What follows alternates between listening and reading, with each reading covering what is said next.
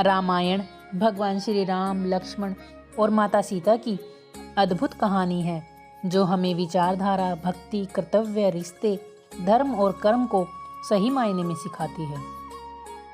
अयोध्या कांड वाल्मीकि कृत रामायण और गोस्वामी तुलसीदास कृत श्री रामचरितमानस का ही एक भाग है।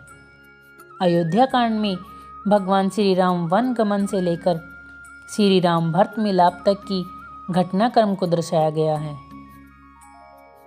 श्री राम के विवाह के कुछ समय पश्चात राजा दशरथ ने श्री राम का राज्याभिषेक करना चाहा।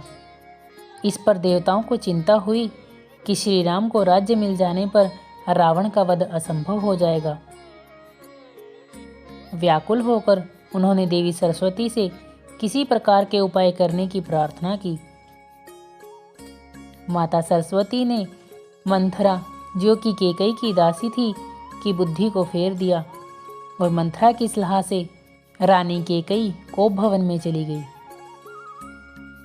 जब राजा दशरथ उन्हें मनाने गए तो रानी कैकेयी ने उनसे वरदान मांगे कि उनके पुत्र भरत को राजा बनाया जाए और श्री राम को 14 वर्षों के लिए वनवास भेज दिया जाए।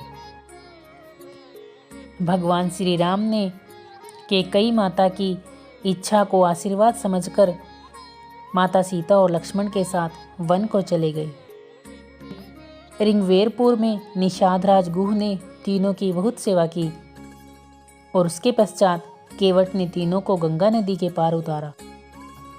प्रयाग पहुंचकर भगवान श्री राम ने भरद्वाज मुनि से भेंट की। वहां से श्री राम यमुना स्नान करते हुए वाल्मीकि ऋषि के आश्रम में पहुंचे। वाल्मीकि ऋषि से हुई मंत्रणा के अनुसार श्री राम, माता सीता और लक्ष्मण चित्रकूट में निवास करने लगे। अयोध्या में पुत्र के वियोग के कारण राजा दशरथ का स्वर्गवास हो गया। ऋषि वशिष्ठ ने भरत और शत्रुघ्न को उनके ननिहाल से बुलवा लिया।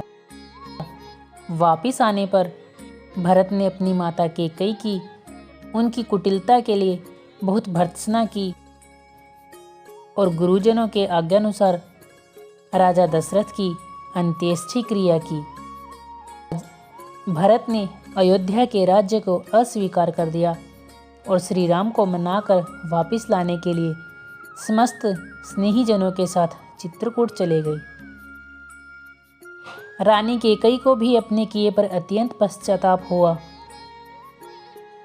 भरत और अन्य सभी लोगों ने श्री राम के वापस अयोध्या जाकर राज्य करने का प्रस्ताव रखा, जिसे भगवान श्री राम ने पिता की आज्ञा का पालन करते हुए और रघुवंश की नीति निभाने के लिए अस्वीकार कर दिया। भरत अपने स्नेहीजनों के साथ भगवान श्री राम की चरण पादुका को लेकर वापस अयोध्या आ गए। उन्होंने भगवान श्री राम की चरण पादुका को राज सिंहासन पर विराजित कर दिया और स्वयं नंदीग्राम में निवास करने लगे।